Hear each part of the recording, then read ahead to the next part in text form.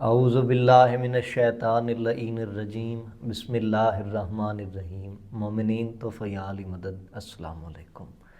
غالب کا مشہور زمانہ شعر ہے۔ غالب مرحوم یوں کہتے ہیں کہ غالب ندیم دوست سے آتی ہے بوئے دوست، مشغول حق ہوں بندگی بوتراب میں۔ ان کا یہ مقطع زبان زد عام ہے۔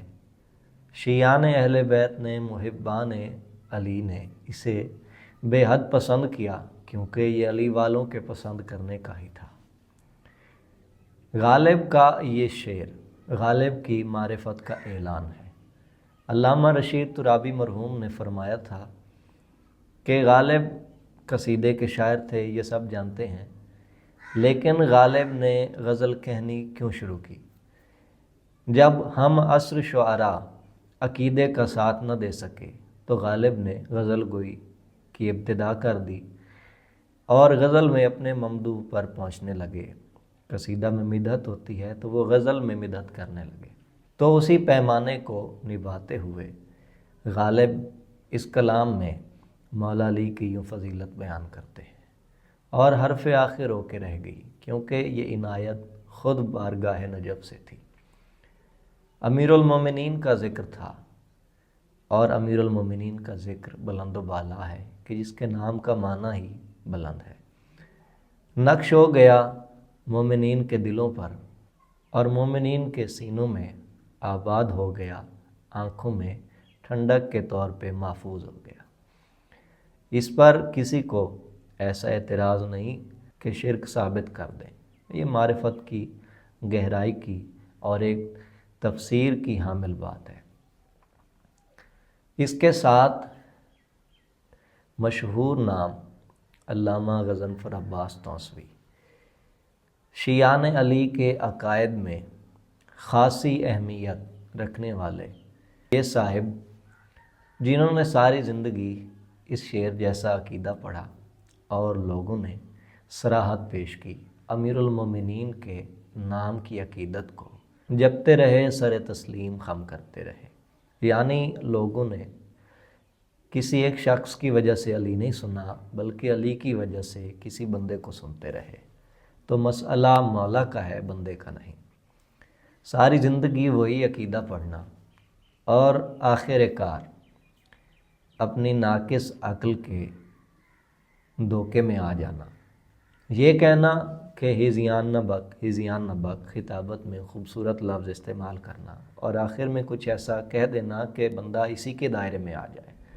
یہ کہنا کہ تمہاری فکروں میں علی نہیں آتا، فکر میں لیے پھرتے ہو، یقیناً نہیں آتا، لیکن آخر میں خود اپنے ذہنی حدود میں علی کو جانچنے لگنا، فکر کی حد میں بند کرنا، یہ سمجھ کر کہ آپ اتنے قابل ہو گئے، ہرگز نہیں۔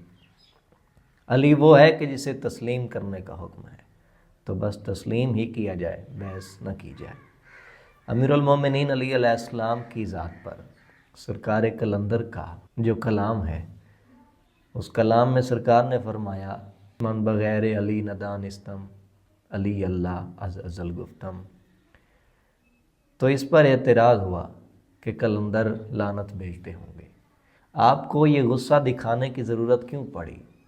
لوگوں سے لا علمی سے بھی تو یہ بات نکل سکتی تھی، لوگ نہیں جانتے، آپ کا کام ہے بتانا اور سمجھانا، بجائے سمجھانے اور بتانے کے، وضاحت کرنے کے، آپ تصحیح کے بجائے، میں نے آپ کو برسر منبر تصحیح کرتے دیکھا ہے، جبکہ اس مجلس میں میں موجود تھا اور ذکر کے لیے، اور بڑی خوبصورت مجلس رہی، تو یہاں تصحیح کی جاتی۔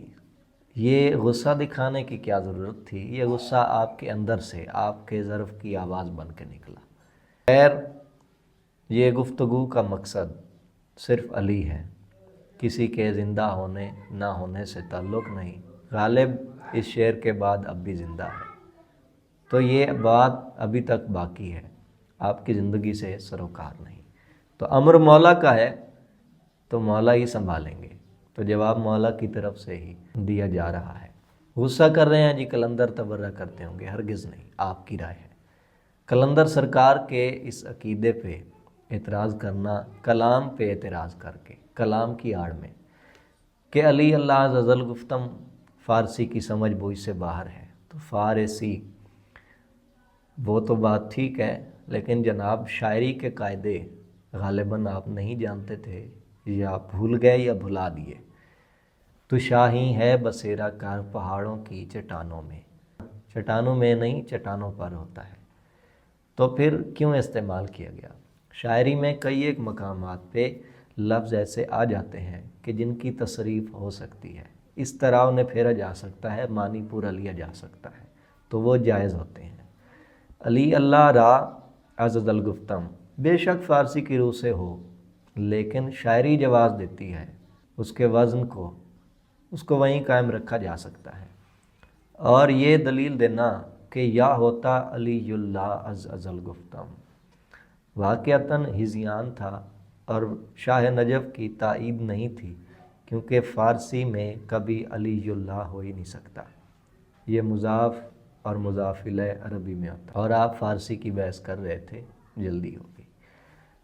تو جو اس عقیدے کے حامل لوگ ہیں، گفتگو ان سے کر رہا کہ ہمارا عقیدہ وہی ہے کہ جو پہلے تھا، نہ ہم بھٹکے نہ بدلے، کیونکہ ہم بھٹکنے اور بدلنے والوں میں سے ہیں ہی نہیں۔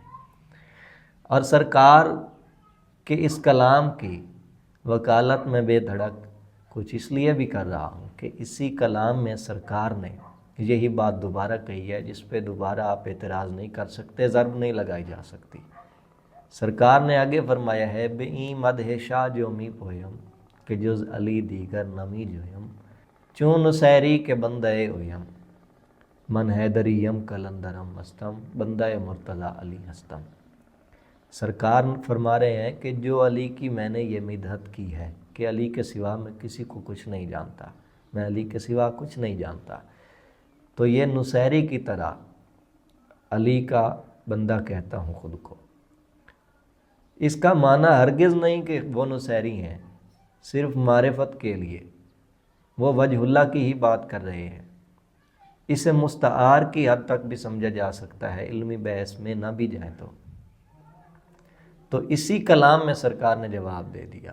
تو شاید ان موصوف نے صرف سنی سنائی بات پہ فتویٰ صرف سنی سنائی بات پہ فیصلہ دے دیا، دماغی وسعتیں گھما کے استعمال کر کے، لیکن اس کا کوئی نتیجہ اور اس کی کوئی دلیل نہیں، اس میں کوئی وزن باقی نہیں۔